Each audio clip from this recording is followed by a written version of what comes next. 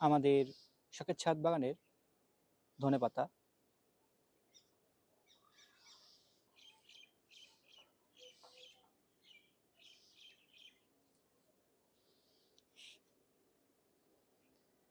আমাদের শখের ছাদ বাগানের এই বড় টবটিতে আমরা কিছু ধনেপাতা লাগিয়েছি।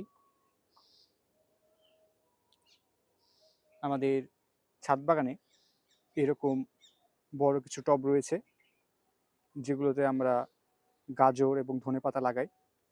এই টবটিতে আমরা ধনেপাতা লাগিয়েছি, দেখতে পাচ্ছেন। ধনেপাতার পাতাগুলো ফুটে গিয়েছে, দেখতে ভালোই লাগছে। এই পাতাগুলো এখন তুলে খাওয়া যাবে। শুধু এই বড় টবটিতেই নয়, আমরা আরও কিছু টবে এরকম ধনেপাতা লাগিয়েছি। সামনে ছোট ছোট 4টি টব দেখতে পাচ্ছেন। এই 4টি টবেও আমরা ধনেপাতা লাগিয়েছি।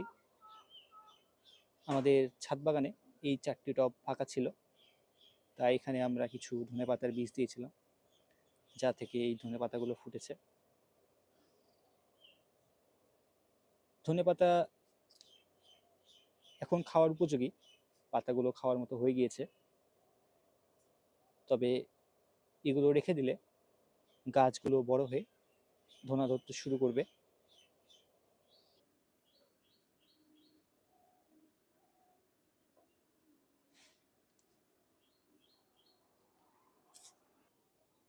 এখানে যে ধনেপাতাগুলো রয়েছে, এগুলো এখন চাইলে তুলে খাওয়া যাবে এবং রেখে দিলে এগুলো বড় গাছ হবে এবং এগুলোতে ধনা ধরতে শুরু করবে।